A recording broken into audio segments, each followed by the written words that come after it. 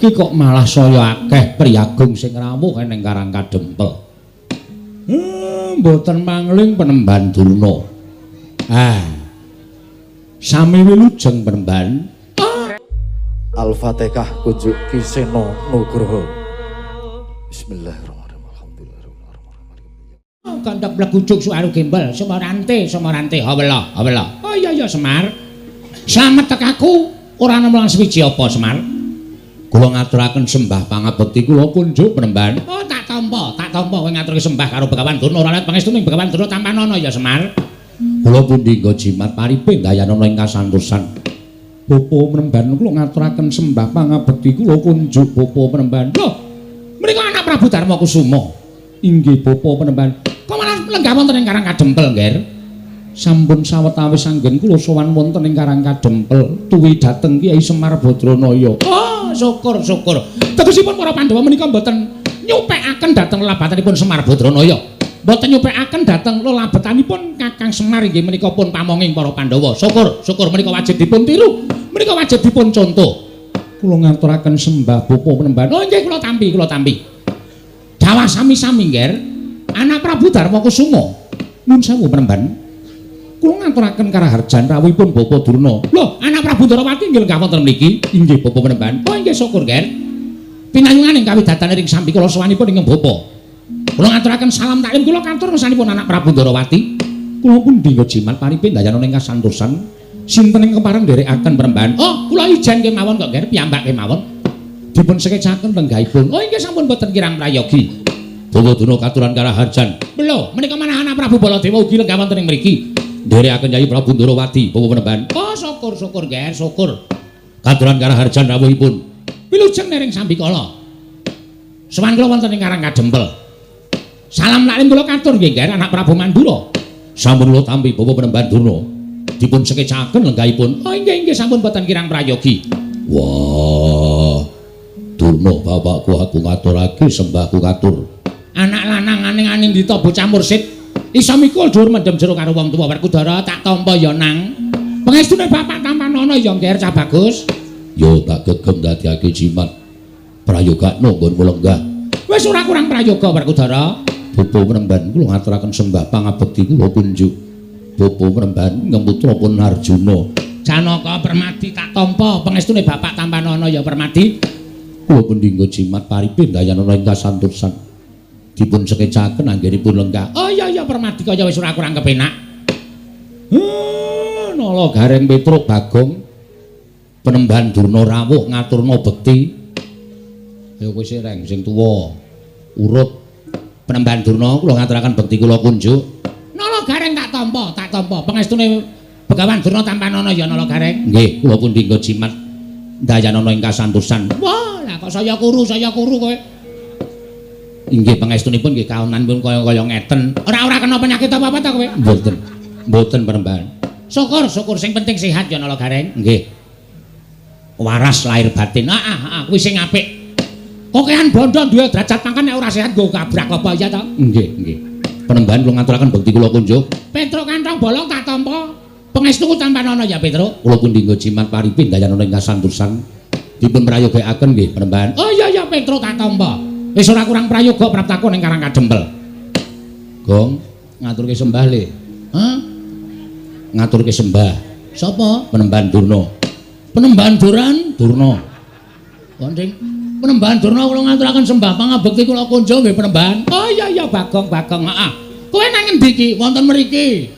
Mboten patosa ketingal. Oh iya ora apa-apa sing bakul ngabekti karo Begawan Durna wis nyenengake ati. Tak tampa ngaturake sembah. Pangestuku Tampanana ya Bagong. Nggih. Kula pun dinggo jimat paripe dayanana ing kasantosan. Mbah Putri mboten nderek. Ora ning omah wae. Wah, mbok kapan-kapan iku serimbit. Begawan Durna kali Mbah Putri. Nek kira-kira isin ya nganggo andong. Mbok sik apik Gong nek omong ki ora. Nglarani ati senengane. Kula niku nek mboten gojek karo sampeyan niku rasane cemplang e. Oh iya tak tampa. Ning nek ora ndek niat ngina karo aku kok mboten. Sampeyan pendhita kula mung batur kok. Prayogakaken lenggahipun nggih Penemban. Oh iya wis ora kurang kepenak. Ajeng ngunjuk napa? Loh. Apa kowe kuat nyuga Begawan Durna? Walah padake cah tipis. Ngersake napa riki niki wonten napa-napa wonten teh napa kopi napa wedang uwuh? Wedang uwuh kuwi sing aku durung ngicipi. Nggih sik tak nyapu sik. Lho, kok dadak nyapu nglumpukke uwuh sik. Wah, jengkolmu mlacat ora. Wis sanane. Nggih, matur nuwun. Teh mawon nggih. Ah, wis teh ya apik. 7.000. Wo, didol rupane. Nek kopi 8.000 sendok anu gulane 2 sendok e. Ha iya kok didol. Wis ora ngombe wis, rasa ngombe wis. Ngelak-ngelakan ya ben. Oh, nggih pun nek mboten ngunjuk. Penemban. Rawuh enten Karang Kadempel wonten wigatos menapa kula ngabdipun Semar Cemadung dawuh. Ah iki ngene ya Semar. Prantakone Karang Kadempel kuwi sejatine siji. Kowe ngerti ya yen to dina samengko iki negara Ngastina kawulane padha nungsang puyang numbuk bentus padha ngudel bingung disababake wis ana sesasi iki negara Ngastina kuwi ketaman Pelaing Jawata, ketaman Pegebluk. Monggo akeh sangganing para kawula ing esuk lara sore tekaning pati, sore lara esuk ketiwasan. Nalika semono aku manekung marang kersaning Gusti mergo aku tinangisan dening anak Prabu Duryudana supaya iso gawe padang kanan negara Ngastina. Tumuli aku manjing ana ing sanggar pasemeden suci, aku ngeningake cipta. Ora gantaran wektu ana dewa ingkang paring sasmita karo Begawan Durna. Negara Ngastina iso waluya nirmala temajati jati temamulya. Yen to ora ketang mung telung kejeping paningal, kudu ditunggoni dening Semar Badranaya. Mula prataku ning Karang Kadempel iki Semar, minangka pengawake Nalendra Ngastina, minangka utusane Nalendra Ngastina, aku iki pengen boyong karo kowe. Tulungana wong Ngastina, ngelingana. Yen to wong Ngastina kuwi nadan sing lenggahi minangka dadi Nalendra negara Ngastina kuwi anak Prabu Duryudana, ning kowe kudu ngerti yen Ngastina kuwi rak darbeking para Pandhawa. Anak Prabu Duryudana kuwi ming dapur Ratu Wakil. Nggih. Ning nganti Ngastina kuwi iki mengko geger, Ngastina iki mengko rusak. Apa kowe ora melu ngrasake kelangan? Mula wektu dina iki dina samengko aku diutus dening Prabu Duryudana supaya mboyong marang kowe lan wanti-wanti welingi anak Prabu Duryudana Bapak Durna Kakang Semar supados saged boten saged rawuh wonten ing Karang Kadempel. Upamiya Kakang Semar menika nyuwun liru menapa kemawon kedah dipun cekapi lan saged dipun udaneni tegesipun dipun paringaken dening Semar Badranaya. Lah iki kalodhanganmu Semar, kalodhangan tumrap kowe, kowe saya sugih, kowe saya duwe derajat pangkat, kowe saya kedunungan bondo donya. Liripun kok ngoten pangandika sampeyan. Lho, mesti nang ngono.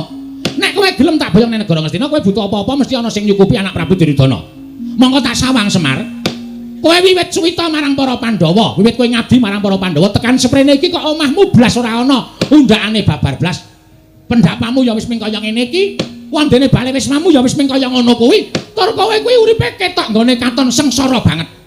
Mula dina iki ayo padha benake uripmu sarana kowe rawuh ning negara Ngastina, kowe dadi srana berating Sukerta sing tumanduk ning negara Ngastina, tur kowe uga bakal entuk brana picis derajat pangkat. Ngendikane anak Prabu Duryudana, Bapak Durna, Semar nyuwun pangkat napa badhe kula paringaken. Mula kowe men tekan Ngastina mengko ora mung dadi abdi, upama kowe pengen dadi tumenggung, mesti bakal diwenehi pangkat. Lho apa ora glelek? Kowe sowane negara Ngastina, mengko dirasake sik 3 dina, 4 dina, 5 dina. Nek jenak nek kepenak nggon urip ning negara Ngastina, ora usah wedi karo anak-anakku Pandhawa. Anak-anakku Pandhawa mesti padha manut karo Begawan Durna. Omahmu iki dimbrokke. Omahmu iki dimbrokke. Kaya ngene iki nang Ngastina wis ora kanggo tak kandhani. Kaya ngene iki nang Ngastina menggo kayu bakar. Nggih. Dimbrokke, terus mengko kowe tak yasake omah ning negara Ngastina. Nek perlu sak anak-anakmu. Sak anak-anakmu tak yasake kabeh. Mengko digawe perumahan Panakawan.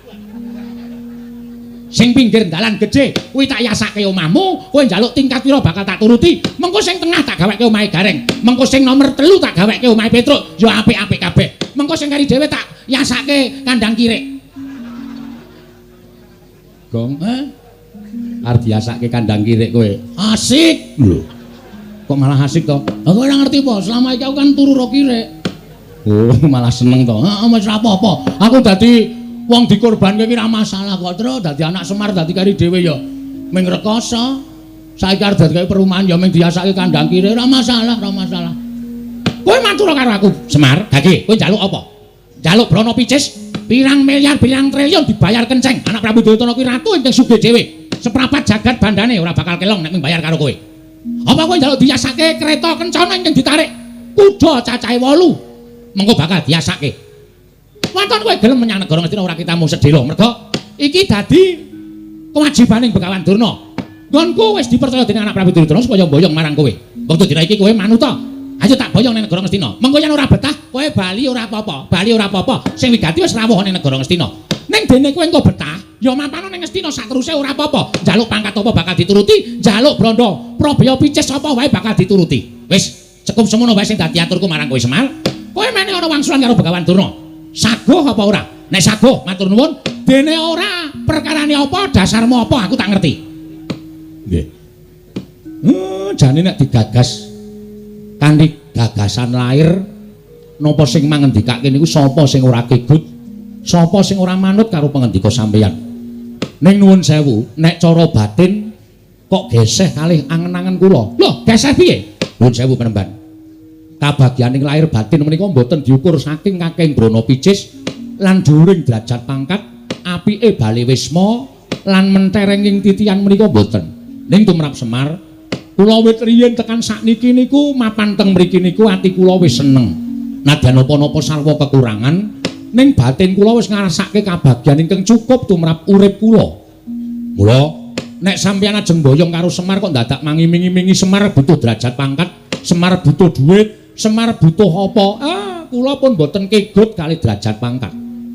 Mula manggawe ukara liyane kuwi sampeyan supaya iso nglembuk atine Semar. Kula ampun mangwenehi dhuwit, ampun mangwenehi derajat pangkat niku dudu gegayuhan kula. Gegayuhan kula niku kabagyaning lahir batin pun niku mawon. Arepa kula teng Ngastina kebekan Brana Picis, omah kula apik, titian kula apik, ning nek batin kula ora tentrem, cepak modare. Ning nadyan kula mapan teng Karang Kadempel, apa-apa sarwa kurang, paribasan mangan sedina ping 3 durung kantenan iso ajeg. Ning nek ati kula seneng, wong seneng atine niku nyurung dateng kebagas kewarasan awake. Mula kula nyuwun pangapunten nek sampeyan pamer perkara Brana Picis, kula ora iso kegut penemban, nyuwun pangapunten. Lah terus kowe njaluk apa? Aku tak takon karo kowe. Kowe njaluk apa? Nek kowe njaluk apa wae sakliyane derajat pangkat Brana Picis, matura. Mengko aku sing ngatur marang anak Prabu Duryudana supaya ngleksanane apa kang dadi panjalukmu ing mengkono kowe iso sowan ning negara Ngastina. Nek kula matur mboten gerah penggalih. Ora. Nek kula ngomong mboten sakit penggalihe. Ora arep lara. Kula gelem sowan teng Karang Kadempel utawa teng negari Ngastina diboyong sinuwun Duryudana lumantar ndara penemban Durna saguh. Wong nyatane kula niku urip mboten bedak-bedake. Ngamarta ya Ngastina, Ngastina ya Ngamarta. Sapa sing butuh karo Semar, kula mesti nderek, kula mesti manut. Ning siji, waton Ngastina niku resik, Ngastina niku lemah sing becik, papan sing suci. Tegesipun nek Ngastina mriku tesih kathah priyantun-priyantun sing watake angkara budine Candala. Nuwun sewu, kula wedi nek kelepetan tumindak sing elek.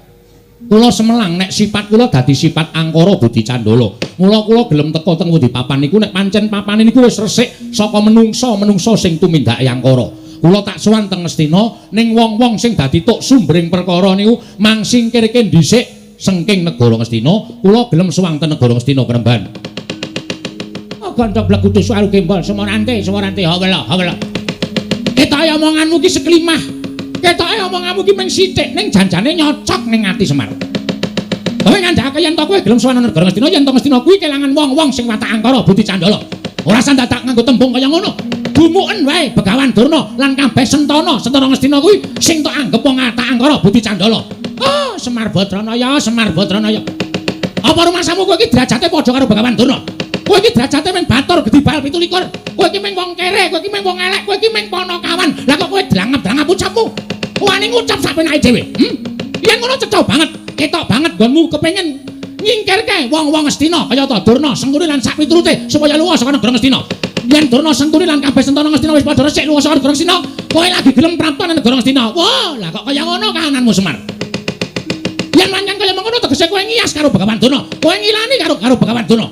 Yen nganti aku ora kelakon boyong marang kowe, apa kelakon aku sowan nang istana anak Prabu Duryudana bakal dilukanan dening anak Prabu Ngastina. Semar, saiki kene ora sakekan gunung tanpa guna. Wase kowe gelem apa ora? Kula gelem ning syarate niku mau. Syarate niku wau nek sampeyan iso ngudaneni kula tak sowan teng negara Ngastina. Mboten usah kangge napa-napa. Ora usah dipethuk, ora usah didabyang, ora usah ditandu. Kula tak mlaku saking Karang Kadempel tekan negara Ngastina. Ning nggih niku wau Ngastina kudu resik saka wong-wong sing angkara murka, wong-wong sing tumindake candala budine angkara. Niku mawon panjaluk kula. Oh, nek ngono cecak gampange kowe ora gelem sowan negara Ngastina. Yen to Durna lan kabeh Sentara Ngastina isih mapan negara Ngastina. Manut sampeyan ling ngarani. Apa kelakon kowe tak ruda paribeksa? Penemban, sampeyan iku pendhita lho, aja sok ngruda paribeksa karo sak sesamaning urip. Mengke ndak ora prayoga. Ora sandake kono tampa guna. Ora gelem sowan negara Ngastina. Ora mung kowe sing tak katutke dosane. Ning Karangka jempel tak bumi angus legane atiku.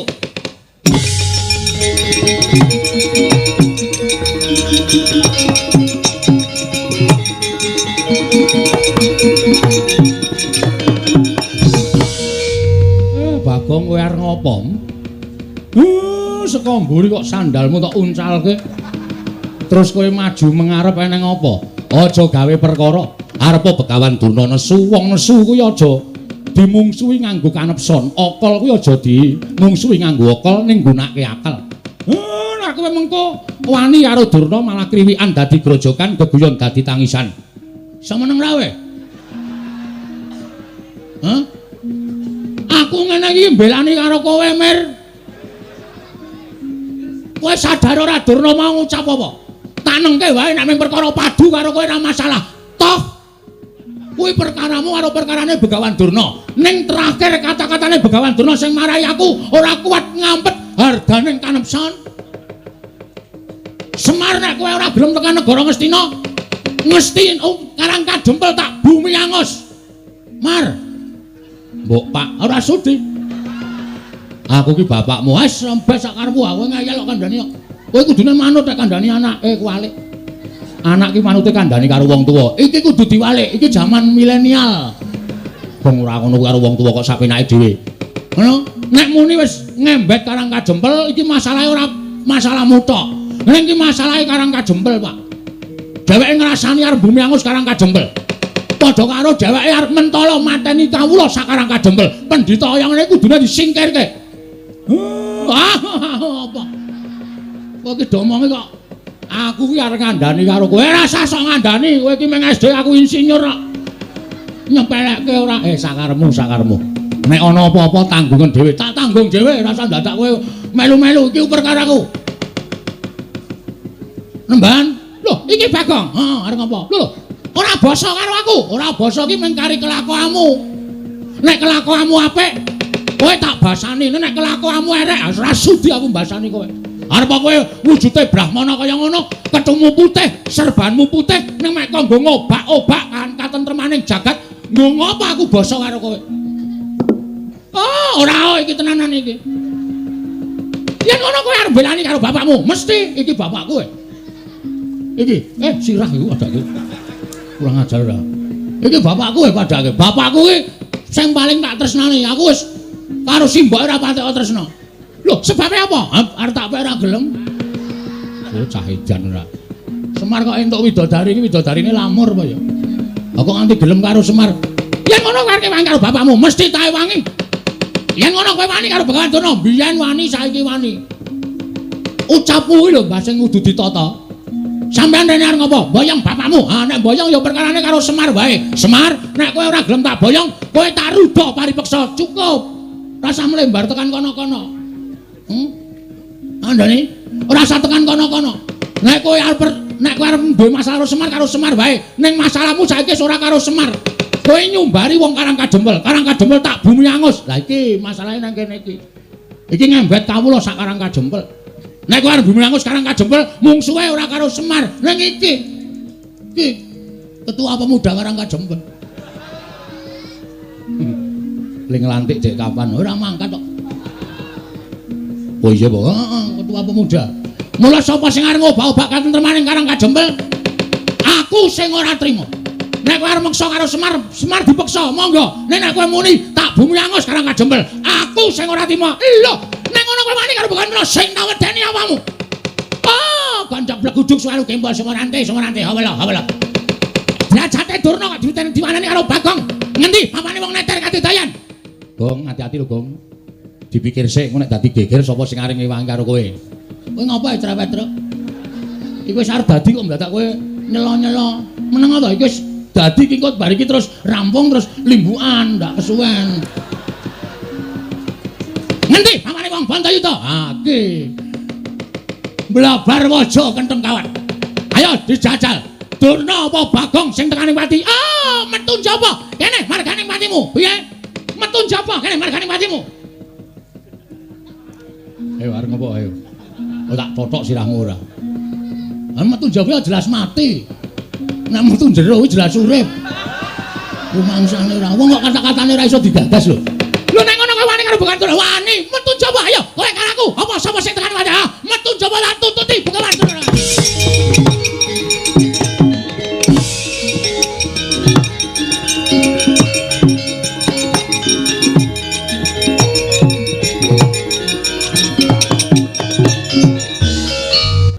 Ini malah dunake cangkemmu lho. Kok Prabu Bagong niku nek ngenten iki mboten sah disaruwe. Wong piyambake niku watake kaya ngono. Wah, ning titenono. Titene apa? Nek nganti kowe wani karo Durna bapakku, mung suwe dudu sapa-sapa ning Werkudara. Lho, aku salin bubukan piye? Aku nantangi karo Durna kok mung suwe sampean. Mergo kae bapakku. Kowe lah domongi ngayal. Nika niku dudu bapak sampean. Bapak sampean niku Prabu Pandu Pramuka. Pandu Dewaya, Pandu Dewayana. Pun teng swarga mrika, aja sok ganti-ganti bapak. Apa Dewi Kunti gelem jodoke Durna? Wah, cangkemmu. Mrene kecek ndasmu modar. Gong, wis Gong. Dadi masalah lho. Wong kok arep menange dhewe. Anggere kalah kata-kata kok rene gecek. Apa kowe? Aku ya kalah nek digecek ya, Tru. Aku mung cilik kono gedhe kok. Coba aku iso gedhe. Gecek genti kok. Wah, Caidan edan wae wis ngerti lagi ngerti iki Bagong edan. Bagong edan wis suwe. Ampun jajal gedhe, Gong. Engko sik yaene. Anggere esuk kae gedhe dhewe aku. Koyo ampun Den niki anak kula. Tur nek kula gagas nggih Durna niku ya kleru. Sampeyan ampun belani wong kleru. Kandhani Mir. Sapenake dhewe ora. Apa-apa akar diklerokke. Nek mboyong Semar, mboyong ora apa-apa. Ning nek sampeyan minangka dadi putra bumi Karangkajempel, lahir teng Karangkajempel. Nek ana wong ngrasani Karangkajempel tak bumi angus, sapa sing ora merkitik? Niki bumi wutah getih kowe arep dienggo macem-macem. Werkudara, opo? Tak pikir-pikir bener Bagong. Yen kowe mbelani Durna tegese kowe kleru. Arep kuwi gurumu. Ning Durna pancen luput ngene ngucapake. Ngene bakal gawe bumi angus Karangkajempel. Sapa sing ora merkitik? Yen to dilairake ning Karangkajempel, urip ning Karangkajempel, seger ngombe banyu Karangkajempel, arep mangan wulu-wetu Karangkajempel. Kok bumi kelairane arep di bumi angus karo wong liya kuwi tegese wong sing ora merkitik atine, ora lara atine, tegese ora tresna karo bumi kelairane. Wah, rungokke kowe. Oh, apa-apa kok Durna bapakku arep tak belani. Mbok Ndara Janaka kowe ora ngendika apa-apa kok. Padahal Ndara Janaka diparingi pusaka karo Durna pirang-pirang. Nggih to, Den? Iya. Sampeyan diparingi ali-ali ampal nggih to? Iya. Ora nesu kok kono mung entuk banyu suci Perwitasari kowe. Sapa wani Durna tak idak? Kanjur arep gleleng. Mbok didak njajal. Aku didak Semar nesu ya, Pak ya. Embuk lho. Wis iki ora ana sing komplot babar blas iki. Aku ki jenan tenan, Truk. Ya ora apa-apa ya. Kowe marahi kok rumangsane. Den, napa sing dikandhake anak kula niku bener. Napa sing dikandhake anak kula niku landesan bener. Mula sampeyan ampun nganti pisan-pisan sampeyan nyalahke Bagong. Bagong niku mbelani bapakne, mbelani bumi kelairane. Nek enten napa-napa Bagong ya melu ngrasake nek Karangkajempel nganti di bumi angus tenan karo Durna. Napa sampeyan ora mesake kawula sak Karangkajempel? Napa sampeyan mboten prihatin nimulpi Karangkajempel diosak asik karo Begawan Durna? Werkudara. Nggih. Apa sing dikandhakake dening Kyai Semar mau bener? Lah, kandhani ngayal. Apa sing dikandhakake karo Kakang Semar mau bener? Mula aja tok belani karo Durna. Wah, yo. Ya piye? Ya wis, aku manut. Ning janji ana sing jotosi Durna bapakku aja takon dosa, tetep dadi mungsuhe Werkudara. Piye, Kang? Sapa sing jotosi Durna dadi mungsuhe Werkudara? Nglimpe to. Durna bingkem, heeh. Seret nang nggon sepi tutuki pukul besi sirahe. Kowe anarkis banget ya, man gemes aku. Nang ndi arep ketekan Durna mesti geger, nang ndi arep ketekan Durna mesti kisruh. Rumangsa ora. Lah kae piye Begawan Durna wis metu ning jaba? Sapa sing arep nandingi? Rawe rantas malang-malang tak putunge, Pak. Wen pokoke hati-hati.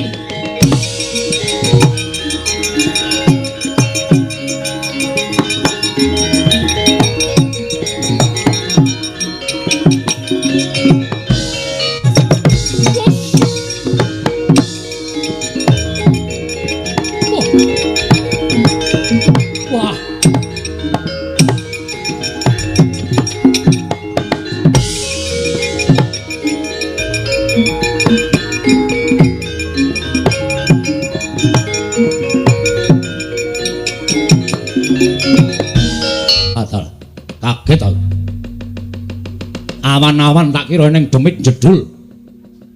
Iki sapa iki? Matane kok gedine ra jamak kaya ndok diceplok. Terus? Rene yo. Ngapa to? Jebul Durna ora nggawa Kurawa, Tru. Sajake iki murite Durna. Durna ya ora mung kok nggawa Kurawa, nek ora nggawa Kurawa mesti nggawa murite. Wah, lah kok iki kok awake keker kaya ngene. Ha terus? Ha piye iki sapa sing arep mungsuh iki? Lah kowe maju nomor 1 iki ngopo? Tak kira Kurawa. Kurawa wae ana sing tak incem. Sapa? Citraksi. Lah ora Citraksi ya Durmagati sing nganteng-nganteng. Ha iki kok wah wis tatone gambar jangkar nggon lengen. Gentro iki, Tru. Yes, men. Nek wani-wani nek ora rasa wani, men ditandangi karo para putra-putra Pandhawa. Nek nganti aku mundur isin. Ha. Wis men tak lakonane, Tru. Mun nek kalah, Wong menang wong perang hitunge ming loro, menang apa kalah? Menang kondang kalah wis modar ya tak lakonane. anakmu cilik-cilik lho, Gong. Kowe iki ora ngisru-ngisru pikiran to? Cilik ya men. Ana mbokne kok. Bapakne mati ra sik nyusoni mbokne. Lah iya ning apa ora mesake sing ragat sapa? Ha kowe iki padene ngopo? Nek aku mati kok kan tanggungan gula mentah anakku. Nek kowe mati aku tanggungan gula mentah anakmu. Ngono kuwi tegese gotong royong antarane anake Semar malah. Wis tenang ora sampe pedhi, rasa mikir tak lakonane. Urip ya ming doyak-oyak mendring kowe kok. Mbok ya wis anggere esuk 2000, awan 2000. Dorose ora jamak-jamak. Saking dene kowe kok Gong. Lah pitenane wong ra duwe aku ciduke tak kredit kok. Men ciduke kok dikredit. Ora iki sapa kok dememeng wae sapa kowe? Takoni ora ngaku malah omong-omongan karo kancane. Takon ya aku. Yo dasar Waranyata. Putra Njodipati, Gong. Rasane aneh. Iki ngedapke mungsuh. Ngedonke mungsuh ngene iki. Ah Putra Njodipati arep Antasena. Ndara Antasena ana nek nganti konangan malah kowe diajar Ndara Antasena. Eneng apa? Ya eneng. Antarja. Antarja ya ana. Gatotkaca ya eneng. Aku dudu Putra Njodipati. Lho. Iki mau ngak malih iki piye? Senopati Ndarawati. Ndara Sencaki ya ana. Alah sing ra ana sapa? Aku Putra Madukara. Wah nek anak Madukara iki pirang-pirang. Ndara Abimanyu ora? Ra ana. Oke, tak ngaku lho. Satria ing Tanjung Anom Raden Abimanyu. Wah. Abimanyu. Aku wis tau ngerti nadyan liwat gambar. Abimanyu iki japure ora kaya kowe. Aduh, ya wis ganti. Iku jeneng kok gonta-ganti ora. Ndreng aku bature. Aku Bagong. Ah, iki sing kandhake Begawan Durna mau. Durna muni piye? Jarine ngene bakal mboyong karo Semar Badranaya di wangsuli karo anake Semar sing ragil jenenge Bagong. Wah, kowe to Bagong. Ah, dasar kemarata. Piye gleleng ora? Iki Bagong. Sing mburi sapa? Iki kakangku, Petruk. Kakangku meneh cilik jenenge Gareng. Telu kuwi ra iso disangga entek. Kowe sapa? Aku keseting Sang Prabu Jayeng Sekti saka ing Pagralun. Lho, Jayeng Sekti ki sapa meneh, Truk? Mbuh. Mesti seswane Durna kuwi. Heeh, mestine. Kowe anak buah Jayeng Sekti. Yo, dasar Waranyata. Jenengmu sapa? Sumbang Surajigja. Wah, cah pelit lho. Cah pelit piye? Sumbang Surajigja ora nyumbang ora apa-apa. Duapure Bagong ora. Areng apa kowe? Goleki sing jeneng Bagong sing nantang karo Begawan Durna. Kowe mapalangi Begawan Durna ning boyong karo Semar Badranaya. Apa wis kandel kulitmu wis 100 balungmu? Ya urung aku urung atos. Balungku urung kandel kulitmu sing penting wong gelut ki hitungane ming wani kok, Mas. Aku wani, kowe wani rampung ngono rasa dadak ngetes 100 balungku apa kulit-kulitku rasah kesuwen. Kowe wani, aku wani. Lho, kowe wani karo aku Sing tak wedeni apamu? Minggir lho. Ya. Ndak kedupak aku. Oh iya. Wes aku wis pencak medeni lho. Wani, sing tak wedeni apamu? Ora minggat suara aku. Kramasi epek-epek. Sik, aku esuk mau wis kramas. Lho, tegese kramasi epek-epek iki? Tak kramasi sirahmu, tak nggo gateng sirahmu. Weh lah penyakit ke Sumbang Surajigja. Ora ngerti kridane Bagong. Belum tahu apa kridane Bagong. Bagong ki sapa? Aku ki anak Semar. Semar ki sapa? Semar ki dewa Ngejawantah. Kae Sang Hyang Ismanta. Ismaya, Ismaya. Ismanta apa Ismaya? Ismaya. Ismanta itu Kang Cukur ya, Truk? Heeh. Ismaya. Ismaya kae kakangne Bathara Guru. Semar ki menehi aku Aji Jaya Kawijayan tinatah mendat Jinala Menter. Ning Semar weling karo Bagong. Kowe tak newehi kekuatan tak newehi Aji Jaya Kawijayan, Gong. Ning aja tok nggo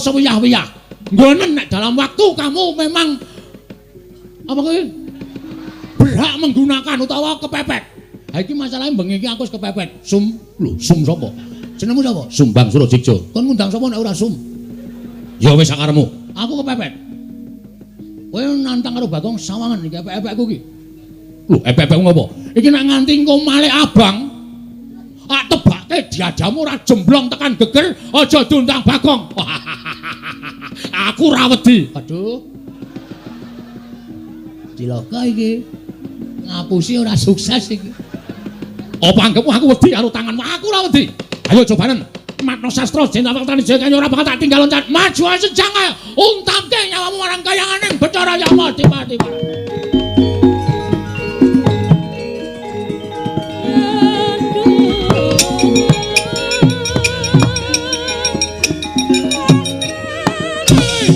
Biar kowe. Wes, tujuan.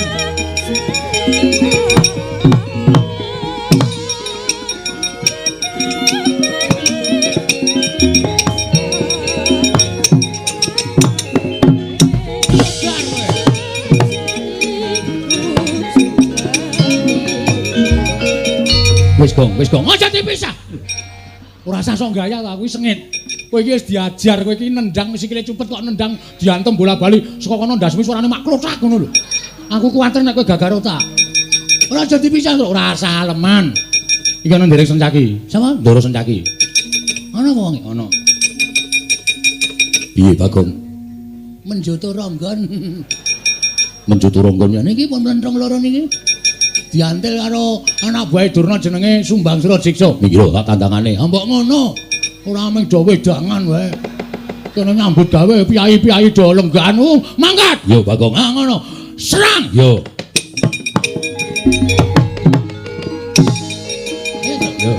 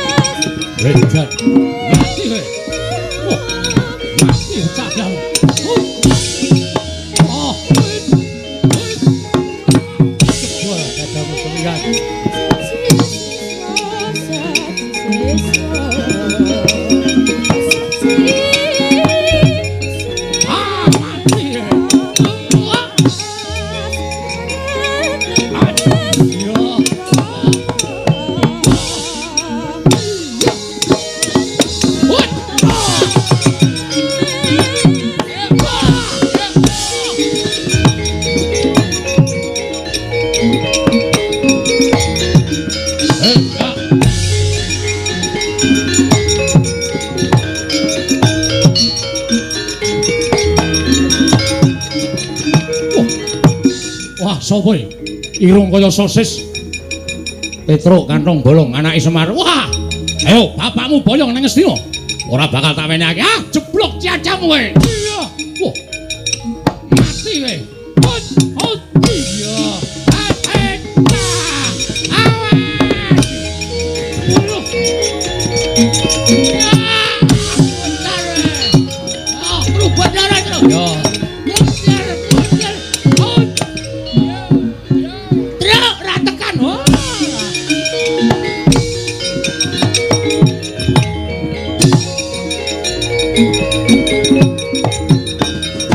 Oh.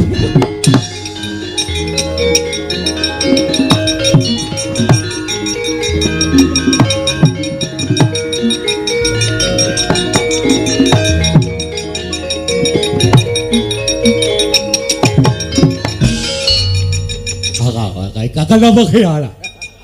Kakak jaga apa sila tu? Kakak apa kecil kakak apa jadi? Itu non mungsuhmu ini. Dah pripun? Rede. Akadik begila siapa ini apa? Mumet tak? Iya lah. Akak tak boleh lah tu. Sagap kecil siapa ini? Kang, goleki kakangmu lho. Masa kakangku kan kowe. Ora iki anake Semar Buangan biyen. Rene lho. Agak begini. Agak kaya Pak. Ajar. Wah, radong. Agak dah. Agak jakle. Aku betul di sini. Agak kecewa juga sele kata. Kowe dong boleh. Ora. Aku iso ngomong meneng wae lho ngerti maksud lak beres. Ada. Agak kaku ada tu. Agak tu. Agak tu. Piye trek iki salusine piye iki? Langsung dipateni apa? Aja. Kuwi iso nggo dolanan asik ya. Pateni kok dhewe ra duwe dolanan. Piye karepmu? Apa kaya agak teh. Maksude agak iki. Iso nulis ora? Nulis. Agak teh. Oh, akate iki iso, Gong. Akate iki iso. Iso nulis ora? Agak teh. Ah, iso ta. Iso kuwi artine iso. Agak teh. Duh, nulis karepmu piye? Agak teh. Agak iki. Oh, alah. Jenengmu sapa? Tahu. Oh iya, aku Petruk. Aku. Agak kesilaka kelupa. Kerupuk dengkulmu melocot ya. Petruk. Ada. Agak dia aja lah kata ya. Akate. Aku ini akate. Tulis. Akate begini. Iya. Aku Bagong. Aku lama Bagong. Rada jelas ae, rada jelas. Sirmu aku baca samala kata kebaya kata sebari cile bagai. Puyer Patra. Ora isih kuat aku isih kuat. Apa diketek kembali cile kebaya. Tulis aja buku di budi. Oh, oke banget. Ngerti deh ini. Agak ada baik. Ada apa sih kita? Akan terjadi kita kemenceng. Monggo ngono dadi dolanan. Saake ya, Kang. Heeh. Wah, pesone apik iki, Truk. Aja dijukuk kuwi nggone wong mati kuwalat. Wong mati ki ora krasa apa-apa kok kuwalat. Jukuk iso nggo mbleh wedhus. Ha iya.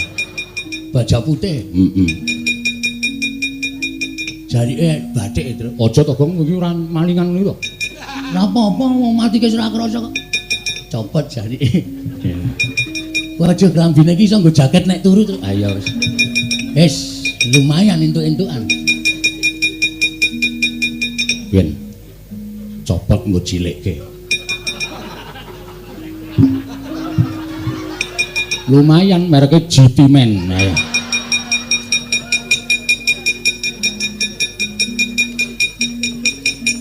Wedan mlendis ora diturai apa-apa.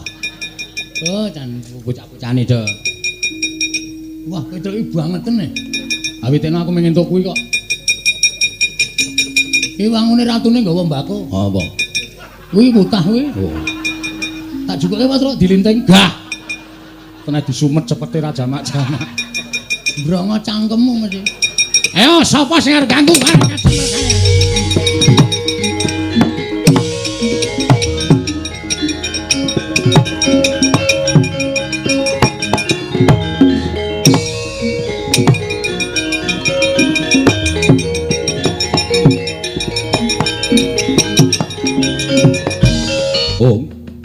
Prajurit, padha piyawak sak landhean. Wah, wangune wong Karang Adempel ora kena disangga enteng.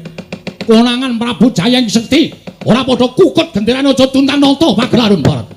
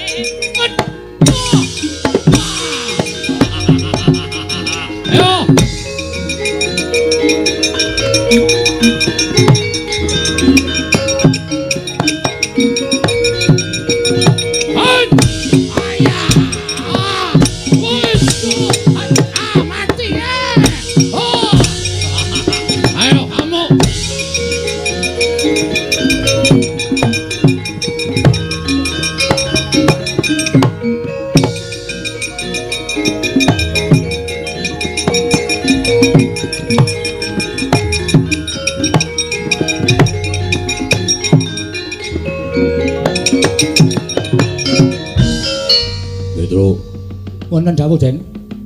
Anak-anakku do bubar. Gatotkaca ndelik nang mega Nurja ambles bumi Setyaki mlayu golek papan pendelikan. Eneng apa? Sing maju murite Begawan Durna. Jenenge kula mboten ngerti. Ning ingkang rayi Ndara Setyaki dipun cokot dipun getak kontal. Ndara Garukaca dipun cokot dipun getak kontal. Pripun Den iki nek mboten wonten sing keparangi krijane murite Durna nika. Napa ya kelakon kula kelangan Bapak Trenandara? Wah.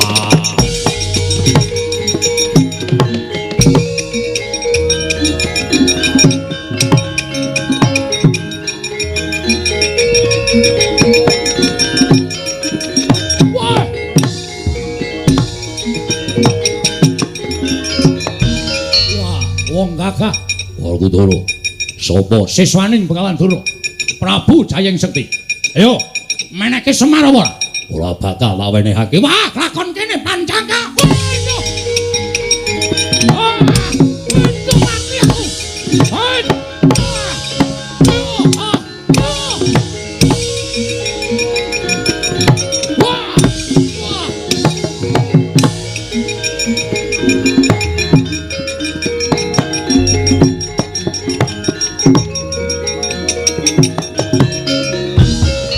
Maning jajaran Sukertaning Bawana wangina karo Prabu Jayeng Sekti.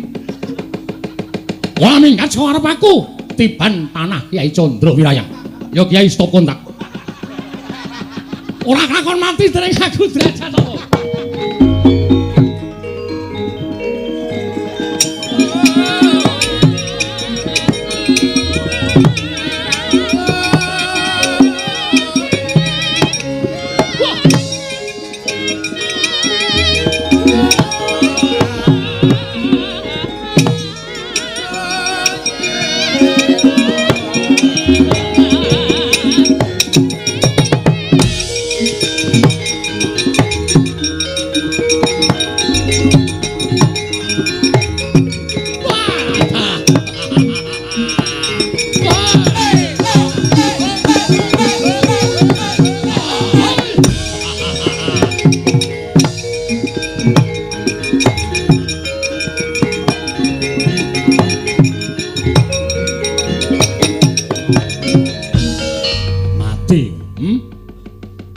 Digdaya sasak ora ana sing ngimbangi marang kadidayaning Raden Werkudara nanging kena pusakaku Kyai Candra Wirayang. Ora nggletak apa dianggep aku ora iso ngalahke karo kowe? Ayo, ora bakal bisa nglawate prajurit lemboke pakun cara nganti uwal para Pandhawa.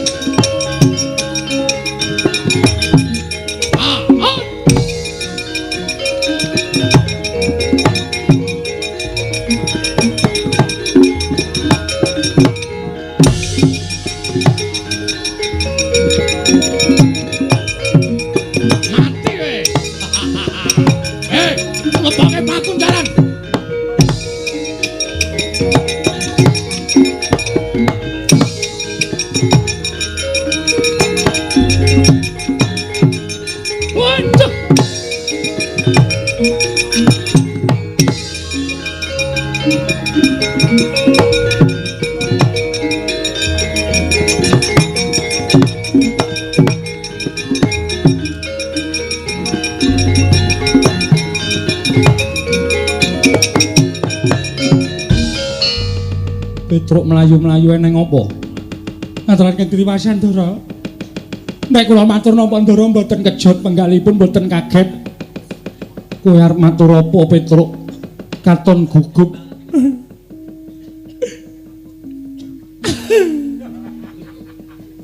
Ngopo kok dadak nangis? Mboten mentala kula ajeng matur. Nalika semanten para putra Pandhawa sami kenjang kapracondang mergi mengsaipun muridipun Begawan Durna nami Prabu Jayeng Sekti. Dadi cokoti. Monggo ranggo lombok ya. Dadi cokoti do ndriwik. Terus sing maju Ndara Werkudara. Kare Ndara Janaka maju. Mboten kena jebur. Siswane Durna niku ampun tenan, Den. Kula sawang saka katebian Ndara karo Werkudara Ndara Janaka dilepasi pusaka. Saniki mboten ngerti temuti papan gunungipun tasih sugih napa sampun seda, Ndara.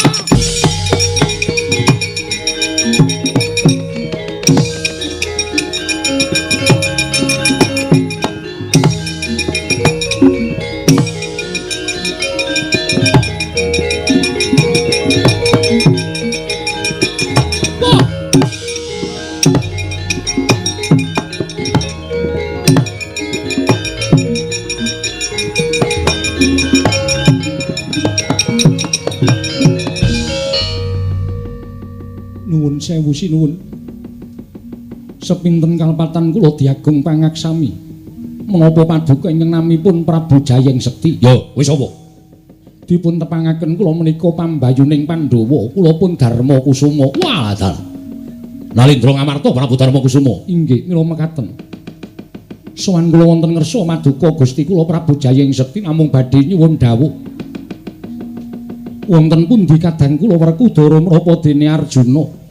Menawi tasih gesang papanipun wonten pundi nanging menawi sampun pejah niating manah kula namung badhe bela pejahipun kadang kula kekalih sinuwun. Prabu Darma Kusuma, dulurmu wis ora ana, dulurmu wis tekaning pati, dina samengko wis tak kunjara, wis ora bakal tak wenehi urip dulurmu Werkudara karo Janaka.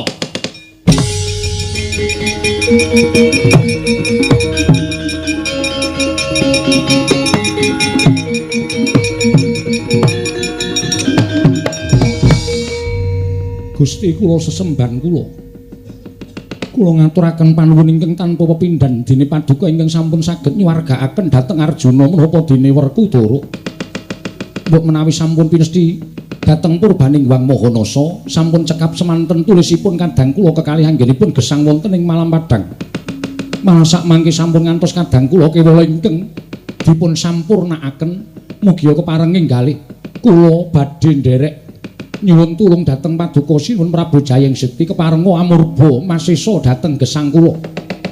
Sampun boten wonten ginanipun kula gesang wonten ing Madyapada bebasan sarah mungging lautan.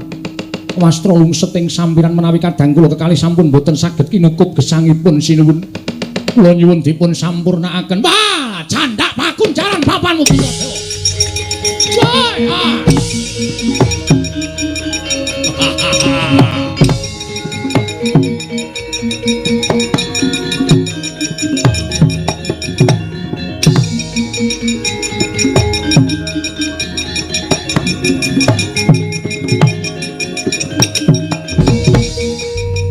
Bagong eneng apa? Eneng apa Bagong piye kahananing peperangan? Wis niki kurang-kurang bedane sampean kelangan bapak. Lho. Kelangan bapak piye? Bapakku wis ora ana suwe. Kanjeng Rama Basudewa wis seda suwe. Wah, wis. Pahit iki. Sampeyan paham mboten maksud kula, sampeyan mboten kelangan bapak sampeyan. Ning kelangan bapak kula. Bapak Semar. Mesti iso diboyong kali Begawan Durna. Lho, sebabe Ndara Werkudara ical. Lho, Werkudara ilang? Nggih. Ndara Janaka ilang. Lho, Janaka barang ilang. Heeh. Terus sing terakhir Prabu Puntadewa ilang. Lho, Puntadewa ya ilang. Heeh. Ah, mung bengok-bengok cak. Ora gak temandang aku wis iso nang piye. Werkudara ilang. Janaka ilang. Terus ngapa nang ngono? Mbok ya temandang jemangkah kaya biasane kae. Nek dilapori apa-apa terus mono maning jajaran wong manusane glendeng nang kono. Mana Baladewa? Kok meneng wae ngopo kowe? Dadi wis ora ana gunane lek laporan. Nek sampean meneng wae, wah panus maning jajalanat. Nah iki mulai iki. Anggere ngarep ngeleti salep lho. Salep apa? Anggere muni panus maning salep jajalanat ngono iki. Mesti nesu wah, nggugu karepe dhewe. Wah, panus maning jajalanat iblis nanate. Jayan Sekti mungsuhe Baladewa legane ngadipat.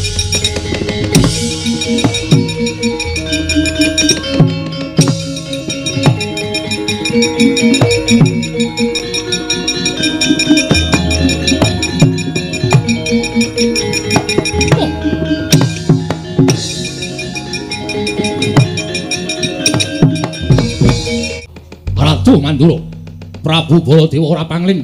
Aku wis tau ngerti kondange. Yen duka mesti ngilani tandange. Ya. Ora bakal kowe tak mor marang para Pandhawa. Nanging bakal tak gawe wirang. Keclorong Kyai Candra Winayang. Ora salin wujud dadi wujuding macan aja tuntang nata Prabu Jayang Sekti Pala.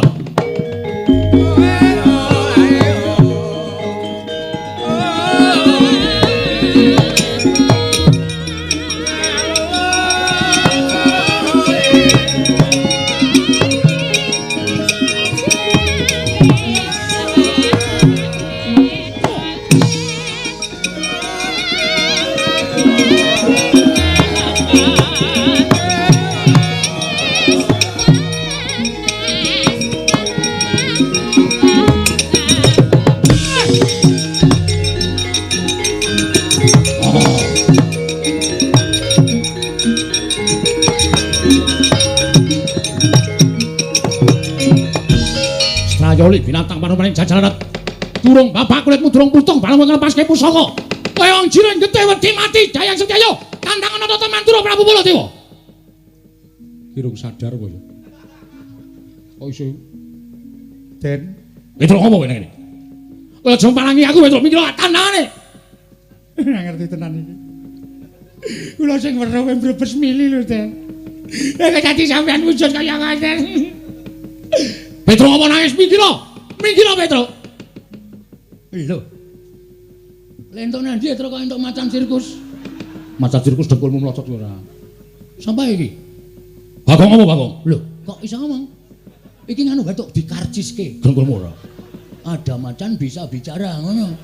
Macan bisa bicara ora mundur kene rajong kowe. Iso wae. Ndak wonge krungu. Masa? Didol wae yo. Bus. Didol jengkulmu ora. Larang lho iki, larang-larang iki bendara e. Nek wis kaya ngene nggo abrak apa? Malah entek-enteke wedhus engko. Ya ora kaya mikir kan. Petro nang ngopo? Nuwun sewu Den, Mang nuwun sewu panjenengan rak saged ningali suku panjenengan piyambak to. Mang tingali suku panjenengan. Lho, sikewo. Nggih mang tingali. Kok iki sikile sapa Petro? Petro iki sikile sapa? Nuwun ngapunten, sampeyan wujud macan sak menika ndara. Aduh mati aku iki. Aduh.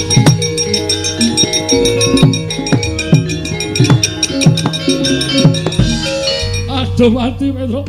Lah kok aku iso wujud kaya ngene iki piye? Kula nggih mboten ngerti.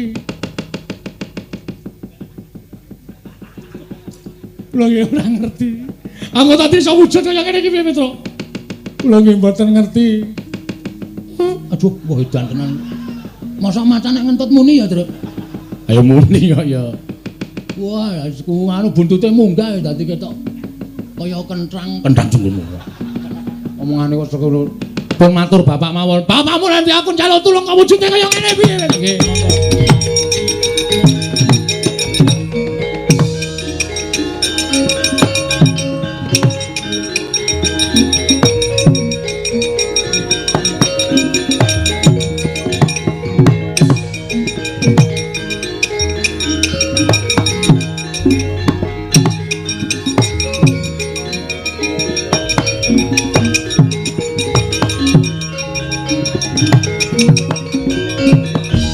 Marikoten prayitna semuriris eka balik titiyani gandayani Trisanya purnama sasi kilaran ing tengah latar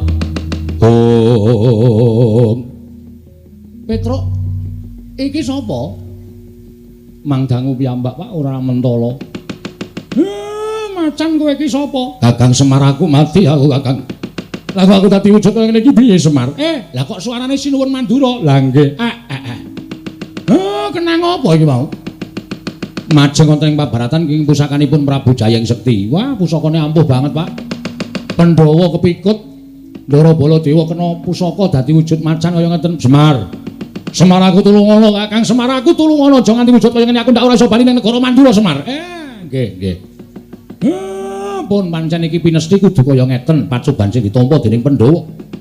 Mboten pacoban sing enteng ning pacoban sing awrat. Ning ewa semanten kudu dilakoni.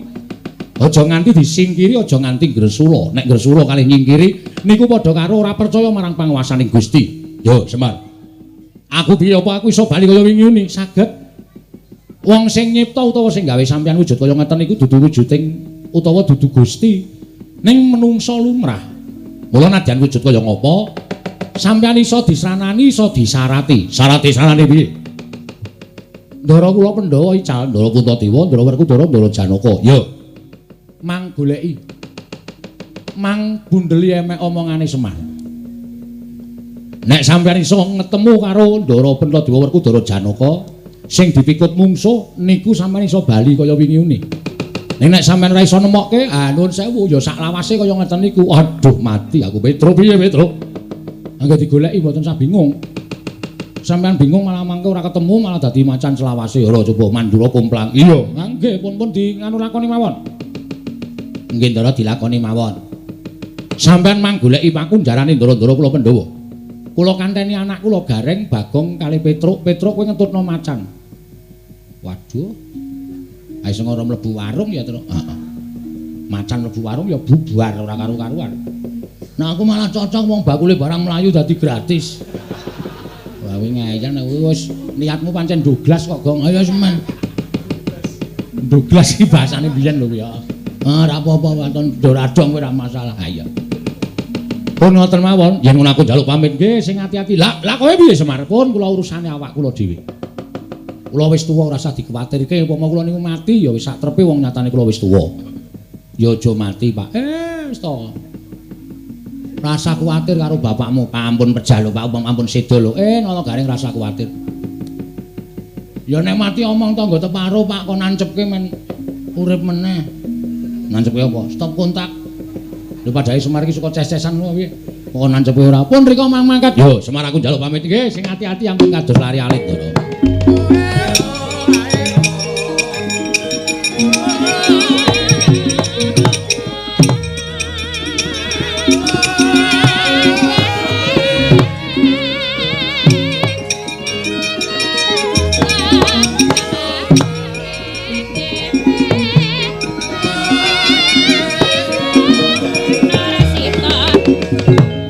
Lurah Semar Badranaya sigra mendhet sumping lombok abang den banting wonten ing Bantawa.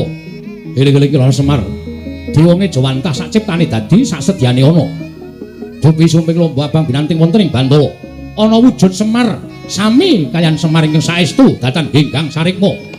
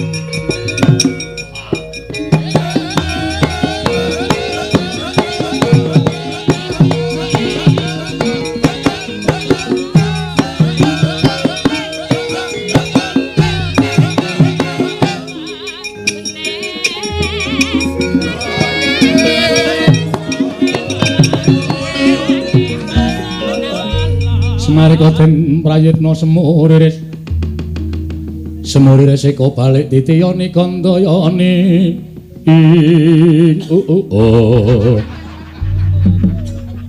sapa sing nganggo dada padake kupingku ora krungu. Semar kowe sing gawe aku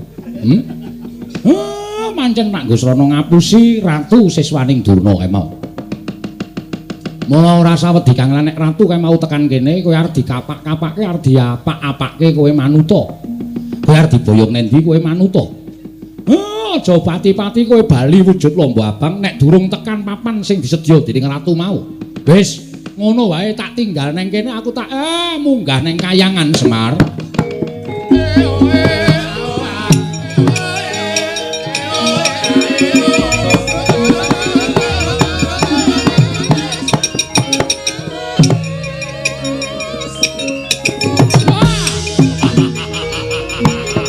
Mutar kowe.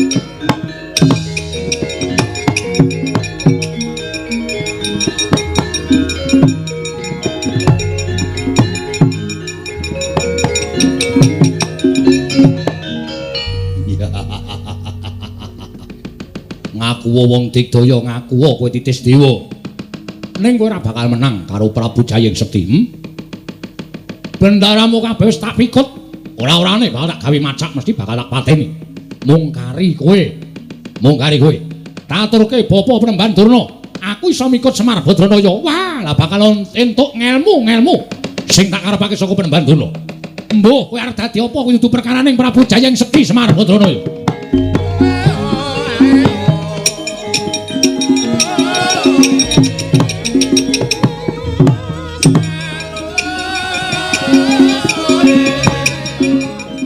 Mas Nomo sidang sekaring bawana langgeng Ismaya suwan tanpa tinimbalan ana ngarsa ulun ana parigawe apa Semar nuwun pangapunten Bu Kulun malah kraos aneh panjenengan paring pangandikan ana parigawe apa Semar panjenengan menika nuwun sewu sampun malika mubah musik ing titah nadyan manahipun para titah kemawon panjenengan priksa.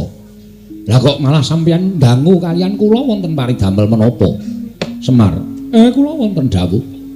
Ya yen pancen kaya mengkono, ulun bakal nyocokake apa ingkang dadi sedya kita, jumbuh lawan atinira punapi mboya. Nggih, monggo Bu Kulun.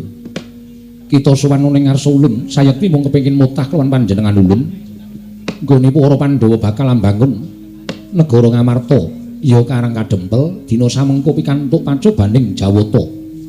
Wujuding nalindra ingkang dibiya Surasekti kalintang jayaning merak nganti para Pandhawa kapikut dening mungsuh. Ya apa ora Semar? Nggih. Sabanjur apa kang dadi niat kita mung kepengin mutah kelawan para dewa. Utamane kelawan panjenengan ulun. Kita ora nrimakake dene pacoban ing tumanduk marang para Pandhawa mau sayekti abot. Semar, sumurupa gegayuhaning Pandhawa nggone bakal mbangun karang kadempel apa dene negara Ngamarta kuwi sayekti pakaryan ingkang gedhe. Sabab gawe tentreming kawula sarta gawe bungaing para kawula urip ing sarwa kepenak kuwi panjangkaning para Pandhawa. Mula ora jenengane lamun pacobane ya kudu sak traju, sak bobot kelawan apa ingkang didami-damake dening Pandhawa. Nanging kita aja kuwatir. Saking pacoban sayekti ora bakal ngliwati marang kabisaning ingkang nampa pacoban, ya kuwi para Pandhawa. Nadyan Pandhawa dina samengko wis kapikut dening mungsuh, nanging Pandhawa isih duwe pusaka ingkang ngaranan pusaka ingkang bisa kandha jimat ingkang bisa ngucap, ya kuwi kita Semar kelawan Nata Ndarawati ingkang nyata dadi loro-loro ing atunggal ingkang ora bakal bisa dipisahake. Mula pacobaning Pandhawa ingkang tumanduk mau sayekti dadi pakaryan kita supaya iso gawe padhang lelakoning para Pandhawa. Yen kita bisa gawe padhang lelakoning para Pandhawa, ya mung kita ingkang bisa nglulusake wewangunaning lair batin ingkang jinangka dening para Pandhawa. Semar Badranaya. Semareka den prayatna samuriris eka balik titiyani gandayani trisanya purnama sasi kilar-kilaraning tengah latar milang lintang Bima Sekti mekaten Bu Kulun. Ya mula kang sangka kuwi kita aja wedi kangelan rampungna pakaryan jagat sirnakna angkara murka ingkang pengawak nalindra ingkang minangka dadi pacobaning para Pandhawa. Lamun kita bisa mbingkas angkara murka sayekti bakal lulus raharja gegayuhaning para Pandhawa. Paring ana lilan kula mandhap wonten ing jagat Lelampahan menika badhe kula adepi kula mboten ajeng mrotah lan sinuwun Sang Hyang Asih Rama. Iya, kuwi luwih prayoga Semar. Mareka ten prayitna semures. Om.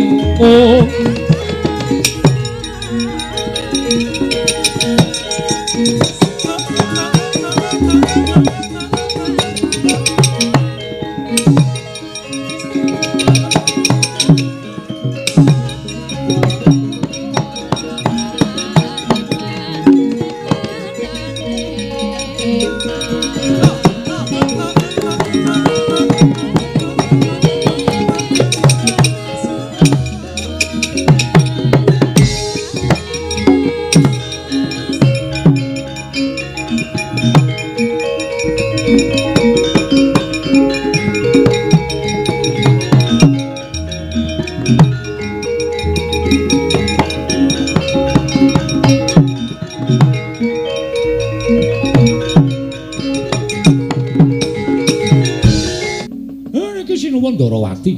Ya. Kakang Semar aku ingkang tansah tutun tindak ing Kakang Nayantaka ning alam Mantara. Sowan Iwang Pikula nasih prana inggih Iwang Pikula padha wenang. Namung badhe nanjihaken lampahan ingkang dumados wonten ing jagat. Jebul Iwang Pikula padha wenang masrahaken perkawis menika dhateng Semar kaliyan Sinuwun Ndarawati. Jer sampeyan kalih kula minangka dadi pengampining para Pandhawa, pengapiting para Pandhawa.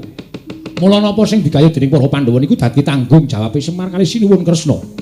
Sabanjure iki Kakang Semar, awi dipadosi teng pundi dunungipun momongan kula para Pandhawa, Ndara. Iya, ayo Kakang Semar tak jerekake.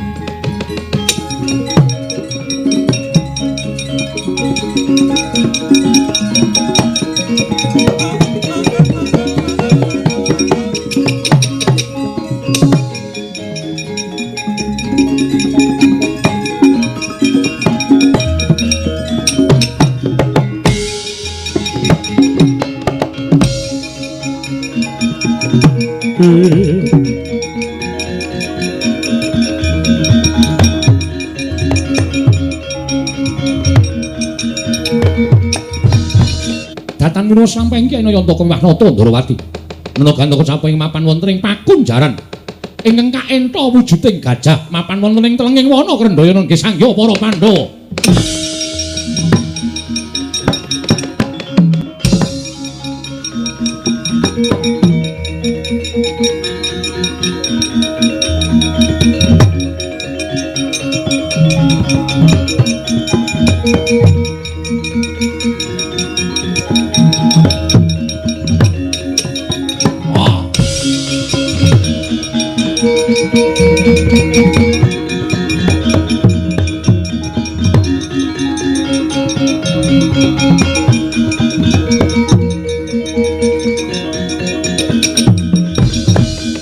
Nolo Garing wonten dawuh ten. Petro wonten dawuh, Bagong wonten dawuh. Ndak kira wujuding duwe panggung ing mapan ing telenging wana. Nanging barang tak caketi ingkang lumrah gajah kuwi nadyan gedhe rawa birawa nanging weruh wujuding Sardula mesti keplayu. Lah kok dadi iki ora mlayu, ora obah, ora musik. Cetha lamun iki wujudan gajah nanging dudu sak tataning gajah lumrah. Lajeng keparengipun aku kok cubriya karo wujuding gajah iki. Becik tak tebake kaya ngopo gajah iki engko iso ambyar apa ora lho Garing. Nggih nderek mawon Ndara. Gunjang kancing langit kelap-lapaton. Narakin sangking risang mawe gantun. Tinebak reca gajah ing mapan wonten telenging wana Krendayana. Temah rompal kaprapal ambyar kasulayah wujuding gajah. Ilang wujuding gajah nggih sangya para Pandhawa nadyan Sardula ing kadosan saking nata Mandura wenteh bali kaya wingi uni.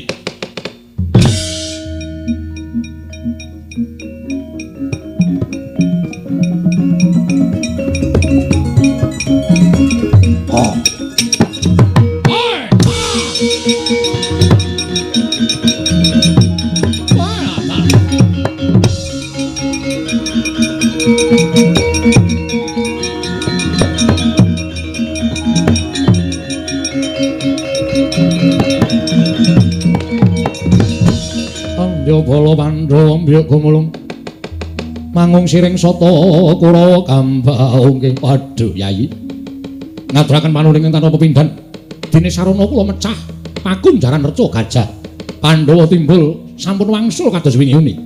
Koko Prabu kula ngaturaken panuwun ingkang tanpa pepindhan. Baladewa aku ngaturke panuwun. Koko Prabu kula ngaturaken panuwun. Syukur mangke bae Jogedi Jumuruk. Menawi ngaten monggo. Yayi itu kula derekaken kondur wonten ing Karang Kadempel menapa dene negari Ngamarta.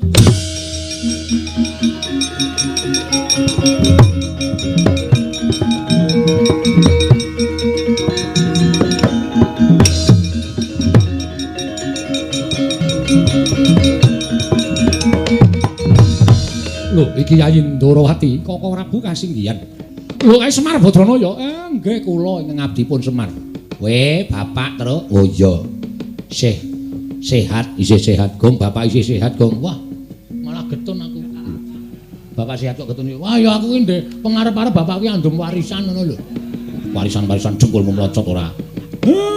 Sinuwun mandura sampun pulih kaya wingi-wingi. Ya, Semar. Ning niki tesih wonten gawean. Ndara Werkudara. Nggih. Sampeyan mboten sah tumut-tumut perkara niki ajeng kula rampungi dhewe. Sinuwun Ngamarta kalih Ndara Janaka mangkundur teng Karang Kadempel. Kersamu ki Kyai pun to mboten sah panjenengan tambuk manglakoni Ndara Baladewa mang derekke sinuwun Ngamarta kundur teng Karang Kadempel. Lho lak kowe karo Kyai Prabu Kresna arep nyang ndi? Niki perkara kula sampeyan mboten sampeyan.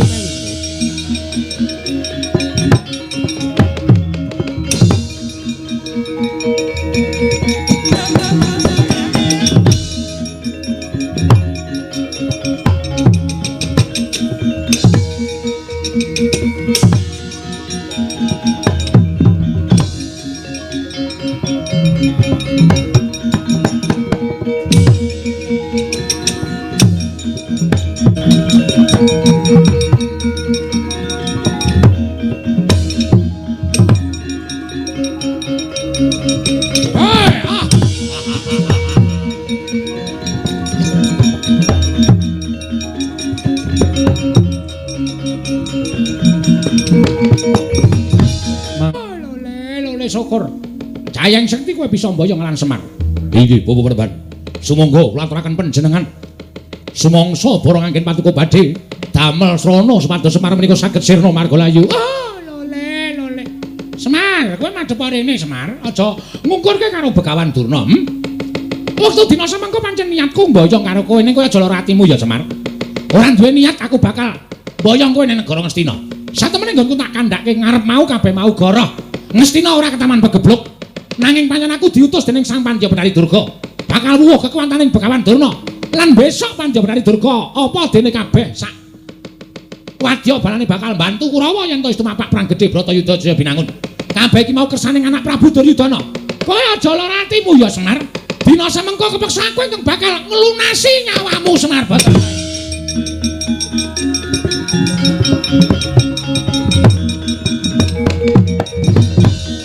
Nyandak Kyai Cundamanik murup sak obor bidore Sang Begawan Durnarsa merjaya Kelurahan Semar Badranaya parandening mangke dupi tinujah mawi pusaka Kyai Cundamanik ical wujuding Kyai Nayantaka amung wujud sumping lomba abang kagiat kadura pekasan.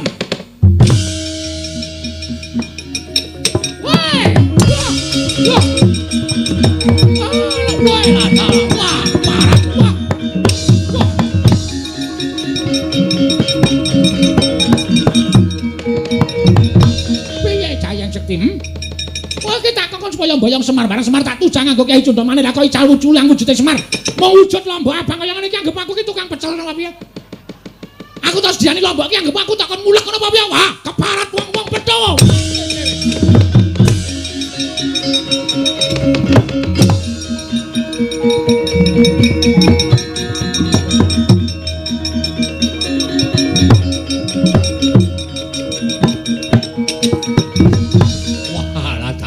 Ora lidok ujane wong daplok. Wah, Semar kowe ngapusi karo aku. Ketok kowe isih mapan ana ning kapal wates Karang Kadempel. Slorong Kyai Candra Wirayang jeblok dadamu balang. Wah.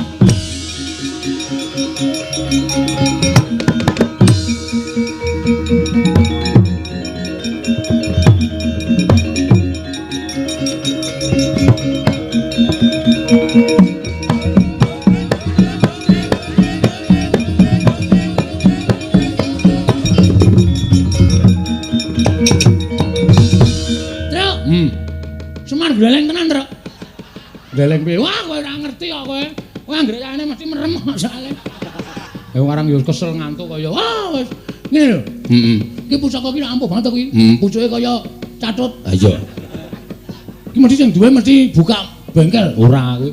Sing duwe Sinuwun Prabu Jayeng Sekti sing ngalahke Ndara Pandhawa. Hah, pusaka iki mau maclora ta. Semar tangane mengene lho. Ngene iki. Heeh. Terus obah tak gendung dandung tak gendung. Iki pusakane iki ya iso mak tak gendung dandung. Terus dicekel jantenan Semar iki gleleng. Oh, pamer. Wah, mulane brengose dikerok. Kowe iki nek ora ngrekasake bapakmu ngopo to? Nek ora ngece bapakmu ngopo aku tak takon. Tak kerok nganggo silet-siletku dhewe. Aku dadi kowe protes ngopo? Ora kowe kok gleleng, Pak. Pusaka iki ampuh. Ngerti aku Ndara Werkudara Sirna Margalayu, Ndara Janaka kowe Katriwandan. Kok meng kowe rekomend ndung tak gendung ndung. Kene tambahe, Pak. Arep kok ngopo? Arep nggo dandani motor. Ora kaya drei to. Drei jengkulmu mlocot ora. Bagong semingkir. Semingkira. Sinuwun Ndarawati kon tindak kene. Sapa? Sinuwun Ndarawati. Sinuwun ngopo? Kan tindak mriko. Sing ngakon sapa? Bapak. Ayo wis. Wis malah nyemet rokok kene tak udute kene wis langsung. Wong edian dijaluk.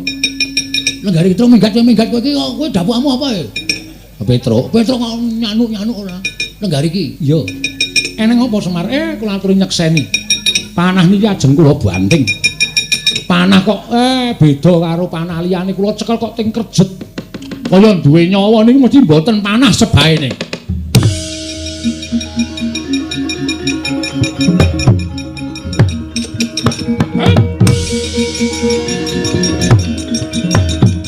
Woi.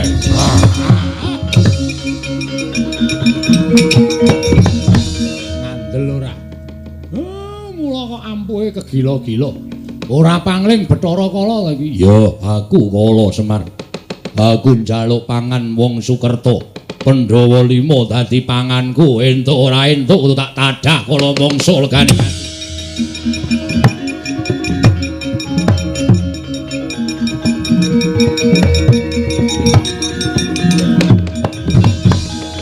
Kala. Yen kowe arep nadah kala mangsa karo Pandhawa, ayo langkauna dhisik. Langkauna dhisik batanging nata Ndarawati. Oh, Kresna kekuatanmu sepiro? Kowe wani karo Bathara Kala kelakon dadi isen-isening wadukku. Kowe aja nyawang marang nata Ndarawati. Nanging pirang-pirang puluh taun kepungkur yen perlu puluhan abad kepungkur kowe tau tate tak telukake. Nalika aku mbarang ana ing sawijining kalang pradesan aku madeg dalang kowe kelingan ora? Kang aran Dalang Kandha Buwana. Iki panjakku Kyai Panjak Asem Sore. Kowe mbiyen ngoyak-oyak wong nganti wong mau njaluk pengayomaning Kyai Dalang Kandha Buwana. Kowe sumpah karo aku ora bakal ganggu wong Sukerta. Nalika tak waca tulising awakmu wis saka bebathuk nganti jempol sikil. Kowe isih kelingan ora? Yen ora isih kelingan apa perlu tak baleni caraka balik. Wah, matek aku.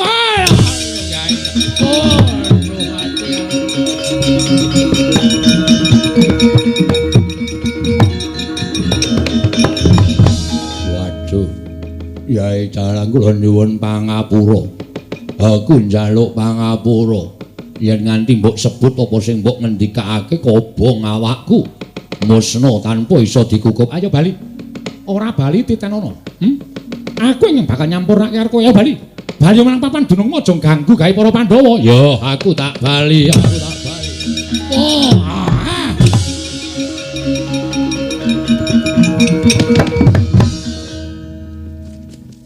Kok gleleng iki ya? Semar ya ampuh Sinuwun Ndarawati ya peng-pengan. Bathara Kala tak wacake koran Gus Caraka Bal. Caraka Bal niku macane napa niku? Ning awake Bathara Kala kae kebak tulisan. Kowe. Bathara Kala niku sekolah ora. Ning kebak tulisan jenenge Caraka Balik. Mboten usah digagas. Omongane Bagong iki mboten usah digagas. Tinggal lunga mawon. Niku nek ngontun niku ndak melu cari muka, caper. Kowe tak polo lho, Men. Wong pentas kok dipenging. Sing pentas iki sapa? Aku. Wis to kowe minggir. Ratune sing gawa panah sing gleleng. Ratune mungsuhe aku. Wah, jan Semar meneh, jan wis.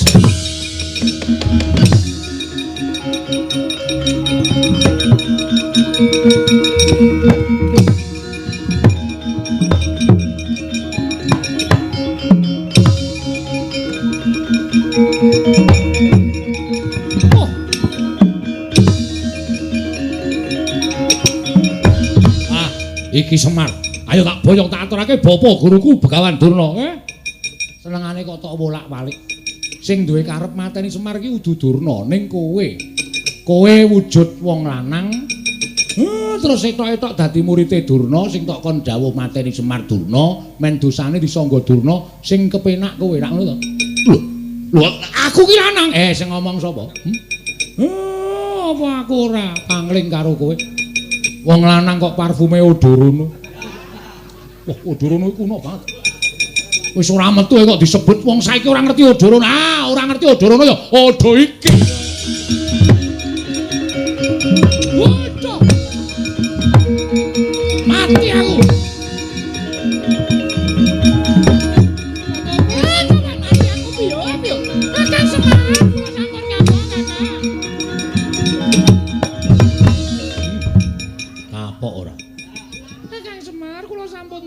Kula sampun kapok. Kowe nek ora dingenekne iki. Pendak dina mesti gawe srana patine Pandhawa iki anggape Pandhawa iki dipeteni kok piye. Truk. Bapak pepayon. Hus. Dengkulmu payon-payon ora. Karo lengganane sapa? Betari Durga. Wis men engko aja diganggu. Tak tawanane pil. Agung yo ngopo? Tak wani pil barang mati aku. Mer. Minum dulu. Biar gagah perkasa. Apa iki? Oh, iki senengane ora. Wis gawe diplok. Wit.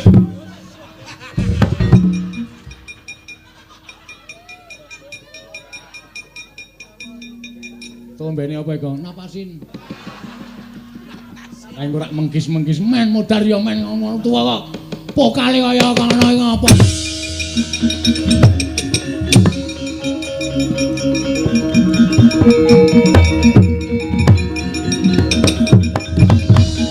Ayo bali.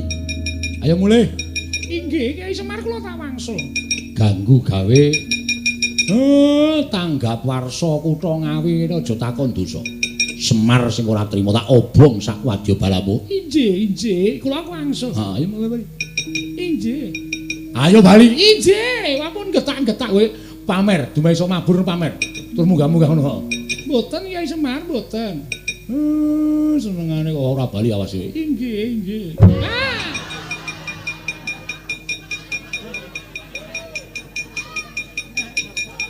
Piye, Pak? Suwek.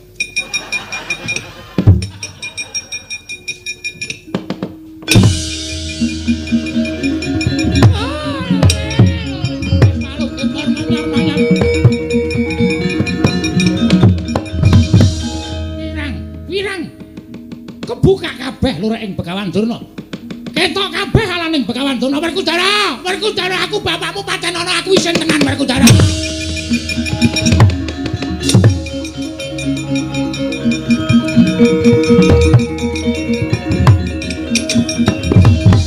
pancen ana Werkudara, pancen ana. Wis padha ngerti nek kabeh mau karti sampe kaning Begawan Durna sing diutus karo Panja Betari Durga. Wah, eman-eman Kundura Nyang Subalima.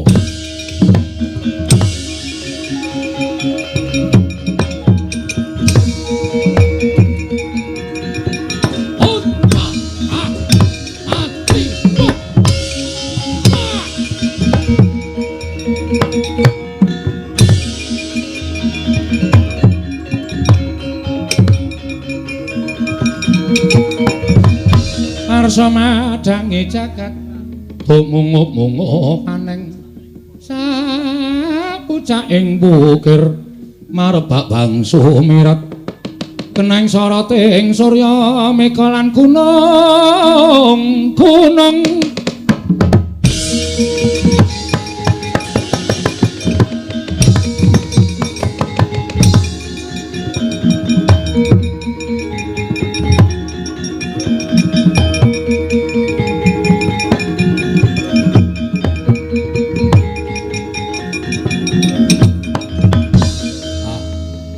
syukur nguncupaken asta kunjuk ngersaning Gusti sedaya sampun nampan kanthi rancak niring sambikala.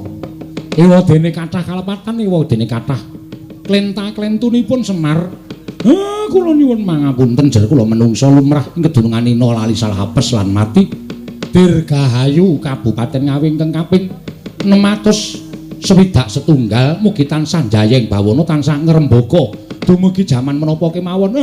Sura Sudra Janengrat Soh Brasta kaping ulah Darmastuti rahayung sami makarya rahayung sami pinanggih Ndara.